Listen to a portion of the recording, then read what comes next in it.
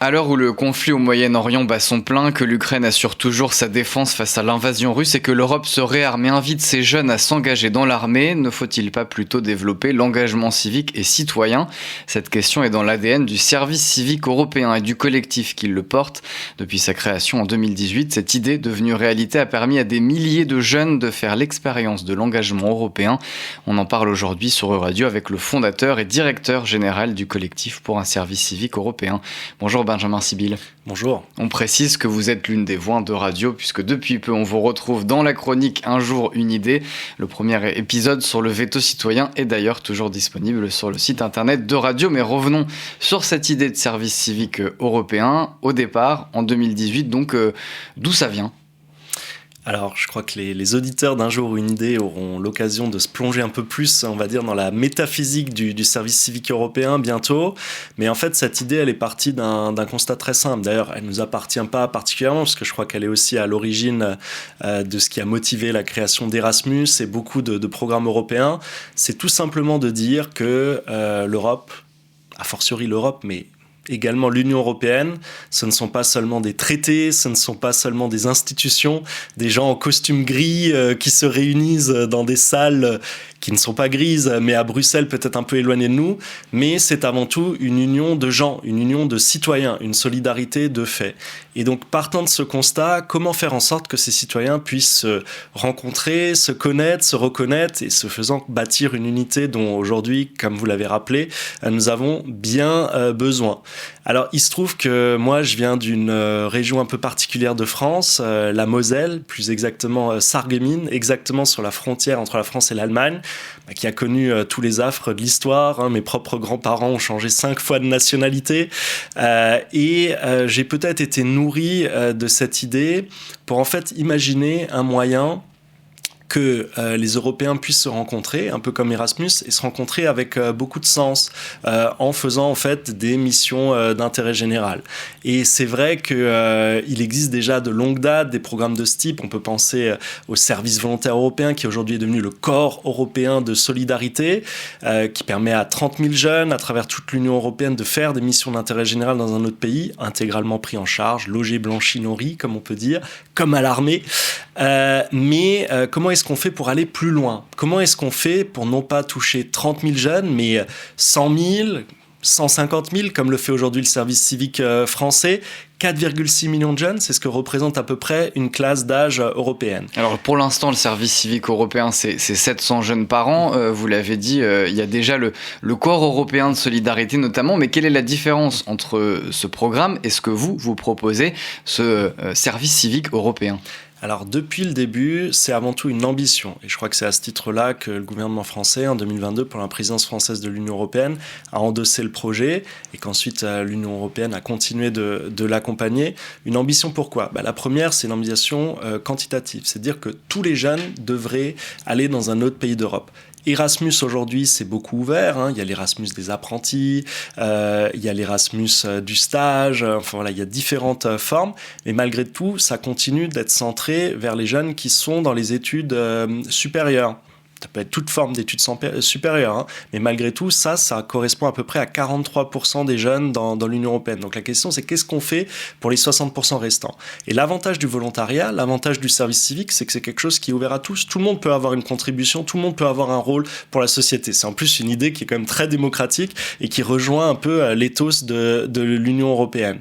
La deuxième chose qui nous distingue, c'est de dire si on est convaincu, et nous le sommes, qu'il faut permettre à tous les jeunes d'accéder à une période substantielle, au moins 6 mois, dans un autre pays d'Europe, comment est-ce qu'on fait ? On voit qu'on a beaucoup de contraintes budgétaires aujourd'hui, qu'il n'est peut-être pas possible de se dire du jour au lendemain, on va faire x10 pour Erasmus. Donc comment est-ce qu'on peut faire déjà pour faire un pas dans cette direction ? Et la solution que nous, on a trouvée, qui répond à un autre problème sur lequel je reviendrai, c'est en fait la synergie des instruments existants. Alors je rentre dans quelque chose qui est un peu technique, mais en fait c'est très très simple. C'est de dire que au lieu de faire partir immédiatement tous les jeunes dans un autre pays, ce qui parfois peut faire un peu peur, tout le monde n'a pas envie, jeunes français, de se retrouver du jour au lendemain en Bulgarie, même accompagnés, enfin voilà, il peut y avoir des barrières pour ça. Et bien c'est de dire, vous allez commencer dans votre pays, vous allez prendre le temps, pendant 6 mois, pendant 8 mois, de faire des missions d'intérêt général. Ces missions, vous n'allez pas les faire seul, vous allez les faire en tandem avec un jeune qui vient d'un autre pays. Donc on crée un groupe qui est à moitié composé de jeunes locaux et à moitié de jeunes qui viennent d'un autre pays de l'Union européenne. Pour ensuite pouvoir partir effectivement dans un autre pays, dans une zone un peu moins de confort, on va dire. C'est ça. Et il y a beaucoup d'avantages à faire la chose de cette sorte. Ça paraît tout bête, mais en fait, déjà, quand vous êtes dans un groupe qui est à moitié composé de jeunes locaux et à moitié de jeunes d'autres pays, vous n'avez pas ce qu'on appelle parfois l'effet Erasmus. C'est-à-dire que les jeunes ne vont pas forcément se parler en anglais. En fait, comme il y a un équilibre des deux groupes, eh ben, ils vont se parler dans la langue qui s'impose, c'est la langue locale, puisqu'ils sont au contact aussi du public. Il y a aussi évidemment l'avantage d'européaniser l'expérience du service civique, qui reste quand même avant tout une expérience nationale. Mais là, quand vous avez des personnes âgées, quand vous avez des enfants dans des écoles qui vont voir arriver ces groupes de jeunes qui sont engagés solidairement, ils vont se dire « Ah oui, mais c'est ça l'Europe en fait. Pourquoi ce jeune Italien, aujourd'hui, il est à mes côtés pour m'aider ?» Et vous avez déjà commencé à en parler, mais quel est le profil de ces jeunes qui vous sollicitent, qui font ce service civique européen ? Vous avez dit Erasmus, c'est des étudiants. Il n'y a donc pas que des étudiants qui font le service civique européen ? Alors, c'est vraiment ouvert à tous et ça répond aussi à un besoin qui est celui de l'inclusion, ce que j'évoquais. Alors non pas pour dire que Erasmus est élitiste, c'est pas le cas, mais effectivement, si on veut aller vers cette mobilité européenne pour tous, il faut que cette politique, elle marche sur ses deux pieds. Et donc on peut imaginer que pour ceux qui sont déjà un peu plus avancés dans leur parcours, qui savent ce qu'ils veulent faire, effectivement, là il y a Erasmus qui permet en fait de compléter une première phase de formation, et puis le service civique européen, donc l'échange d'un service civique à l'autre, le passage par le corps européen de solidarité, et ainsi de suite. Ça, c'est vraiment quelque chose qui est ouvert à tous. Nous, on n'a que un seul critère de sélection, c'est la motivation. Il faut qu'il y ait un jeune qui nous dise, voilà, j'ai envie de partir dans tel endroit pour telle raison. Quelles sont les raisons qui sont avancées ? La première, c'est l'envie de se former, l'envie de se rendre plus autonome, l'envie de découvrir une nouvelle langue. Tous nos jeunes finissent avec au moins un niveau B1, B2 en anglais. On sait que par exemple en France, c'est pas le cas de tous les jeunes, mais c'est une bonne manière de le faire. Et puis plus important, parce qu'il n'y a pas que l'anglais, surtout dans l'Union européenne, on a près de 60% des jeunes qui se débrouillent à la fin de leurs 6 mois d'expérience dans un autre pays, dans la langue du pays en question. Donc on a des jeunes qui apprennent l'italien, qui apprennent le polonais, qui apprennent peut-être même le hongrois. Ça, c'est la première raison qui a avancé. La deuxième, qui est aussi très prégnante, près de 2/3 des jeunes disent, voilà, moi j'avais envie de me sentir utile. On est dans un monde qui fait peur, on est dans un monde où on se demande qu'est-ce qu'on peut faire, comment est-ce qu'on peut être utile à tout ce qui se passe, on est un peu perdu. Et bien ça, c'est un moyen concret d'être utile, non pas seulement à soi-même, mais aussi d'être utile aux autres. Et en plus, le faire d'une manière collective qui donne tout son sens à l'expérience citoyenne. Et quelles sont les structures qui les accueillent, ces jeunes en service civique européen, en quelque sorte les partenaires avec qui vous travaillez pour accueillir ces jeunes ? Alors, je crois qu'on a à peu près 2-3 heures devant nous. On a 200 structures. Non, mais si je devais un peu schématiquement, on a à peu près 1/3 des missions qui vont se retrouver dans tout ce qui va être éducatif jeunesse. Donc, on a des jeunes, par exemple, qui vont animer des camps sur la démocratie et le rapprochement aussi, la mémoire entre la Pologne et l'Allemagne auprès de nos partenaires à Francfort-Oder-Słubice, donc directement sur la frontière entre l'Allemagne et la Pologne. On va avoir des jeunes qui vont intervenir dans les écoles, comme le font par exemple nos jeunes de Metz, où ils vont dans les lycées aussi, peut-être faire un peu de cours de langue. On en a vraiment beaucoup. Donc, sur les 700 jeunes déployés, à peu près 1/3 sont consacrés à ce type de mission jeunesse et éducation. On a à peu près 1/4 qui va se retrouver dans tout ce qui est sanitaire, social, beaucoup notamment auprès des EHPAD. On a des jeunes personnes qui vont aller intervenir, tenir compagnie aux personnes âgées, faire des petites animations. C'est aussi vrai, par exemple, dans les structures psychiatriques. En Roumanie, on a un partenaire qui s'occupe de jeunes publics, soit dépendants de substances, soit dans le profil et le spectre autistique. Et on a nos jeunes gens qui vont aller faire des activités avec ces jeunes-là. Et puis, on a à peu près 1/5 qui est dans tout ce qui va être environnemental. On a par exemple un sanctuaire pour oiseaux à Malte. On a une ferme de papillons qui fait aussi réservoir de biodiversité sous l'égide des Nations Unies en Italie. Et le reste, c'est très, très varié. Tout ce que vous pouvez imaginer de l'intérêt général, que ce soit dans les associations, que ce soit dans les administrations publiques. On a aussi un programme spécial qu'on appelle le service civique diplomatique où des jeunes Français pour l'instant on le fait que avec la France, mais pourquoi pas demain d'autres États membres, vont aller en fait dans des structures du réseau diplomatique français pour venir apporter un peu cette énergie revigorante de la jeunesse, donc dans les instituts français, dans les lycées français, pour faire des missions sur la langue, pour faire de l'animation, essayer de porter la voix et l'image de la France dans les autres pays d'Europe. On parle du service civique européen aujourd'hui. L'invité de radio est le fondateur et directeur général du collectif pour un service civique européen, Benjamin Sibylle. On a parlé du profil de ces jeunes, des structures qui les accueillent. Je rappelle, 700 jeunes par an qui font ce service civique européen. Mais comment elles sont financées, ces mobilités dans toute l'Europe, ces projets qui accueillent les jeunes ? Alors, on touche aussi à l'essentiel de ce qu'on essaye d'accomplir. Parce que, évidemment, une fois qu'on a dit service civique européen, donc on a parlé synergie des instruments, service civique national. Nous, on met en œuvre le service civique français, on met le service civique italien et à la marge aussi celui allemand et autrichien, donc ceux qui existent déjà. Souvent, on le fait en lien avec le Corps européen de solidarité. Donc, quand les jeunes sont à l'étranger, souvent, c'est sous le financement européen du Corps européen de solidarité. Mais vous allez me dire, voilà, vous voulez faire un Erasmus de volontariat. Mais si à l'époque, quand on avait créé Erasmus, il y avait des pays qui disaient « Ah oui, mais moi, j'ai pas d'université. Comment est-ce qu'on aurait fait ?» Et aujourd'hui, la majeure partie des pays d'Europe, ils n'ont pas de service civique. Il y a même des pays où il y a quasiment pas de politique de jeunesse, où c'est quelque chose qui reste très nouveau. Je vous donne un exemple sans les pointer du doigt, mais dans un pays comme la Roumanie, le budget des politiques de jeunesse, il est à peu près de 2 € par jeune par an. Hors tout ce qui va relever de l'éducation nationale. Donc nous, ce qu'on essaye de faire depuis le début, c'est on essaie aussi de développer le service civique dans des pays où ça n'existe pas du tout. Et comment est-ce qu'on le fait ? On le fait à travers des programmes européens. Aujourd'hui, c'est notre premier financeur, que ce soit avec le Fonds social européen qui permet de développer les programmes sociaux. On a par exemple un projet en faveur des réfugiés ukrainiens où on va accompagner des jeunes français, allemands, donc envoyés par leur service civique, mais aussi des jeunes polonais, des jeunes roumains, des jeunes tchèques, donc qui testent une forme de service civique avec des jeunes réfugiés ukrainiens, et tous ces jeunes ensemble vont aller au quotidien aider des communautés de réfugiés ukrainiens sur place. Et ça, c'est financé par le Fonds social européen. On a aussi des financements d'Interreg, donc le programme FEDER pour les territoires. Et puis aussi, bien sûr, on va aller mobiliser les villes, les régions, et également des fonds privés à la marge. C'est encore quelque chose qui reste très minoritaire. Voilà, si quelqu'un nous écoute et veut participer à cette aventure, ils sont le bienvenu. On travaille beaucoup avec les États membres, on a déjà dit pour la France, mais c'est aussi le cas avec la Pologne qui réfléchit à lancer son propre programme de service civique, et dans la douzaine d'autres pays où on est déjà en train de financer, avec les fonds de notre association, une forme de service civique qu'on espère devenir bientôt une réalité commune européenne. Mais justement, vous avez dit que beaucoup de pays aujourd'hui n'ont pas ce service civique, entre guillemets, à la française. Comment ça s'explique ? C'est uniquement pour des raisons budgétaires ou il y a des raisons plus globales ? On ne vous cache pas que le budget reste une raison qui peut être assez déterminante. Même si on voit qu'aujourd'hui, avec la réalisation qu'en fait, on a besoin de bâtir des sociétés résilientes. Et je crois que c'est Kant qui disait la chaîne est aussi solide que chacun des maillons qui l'unit. Si les citoyens ne se pensent pas comme citoyens, s'ils ne peuvent pas se réunir, s'ils n'ont pas ce besoin et cette envie en fait, de s'engager ensemble, forcément, quand on est face à des chocs environnementaux ou même aujourd'hui des menaces extérieures, ça fragilise beaucoup les sociétés. D'ailleurs, c'était une des priorités qui avait été mise par la présidence polonaise de l'Union européenne l'an passé, la résilience des citoyens, et notamment à travers l'instrument du volontariat, et donc un possible service civique qui figure d'ailleurs dans le traité d'amitié franco-polonais qui a été signé l'an passé.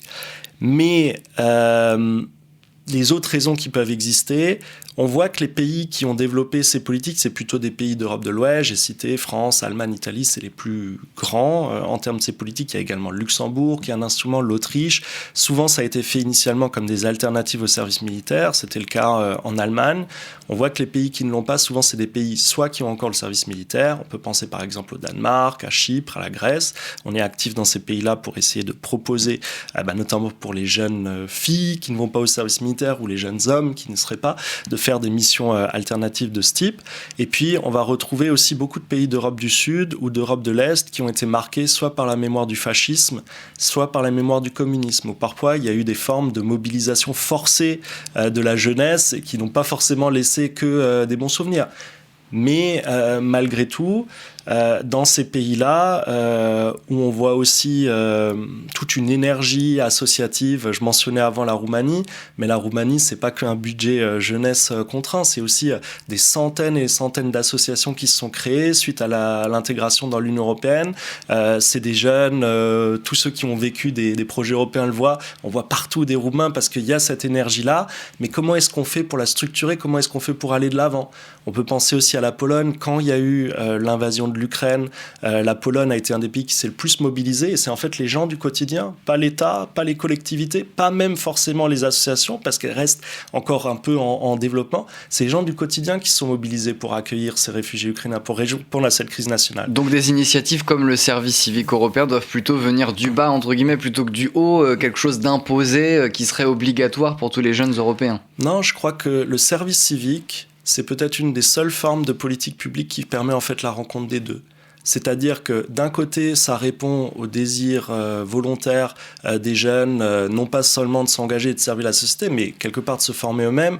90% de nos jeunes, ils trouvent un emploi dans les 2 mois après leur service, ils apprennent une nouvelle langue, enfin voilà, ça les équipe aussi pour la vie. Et en même temps, c'est un moyen pour l'État, pour la structure publique, de canaliser toute cette énergie et de permettre en fait de l'utiliser pour répondre aux besoins de la société.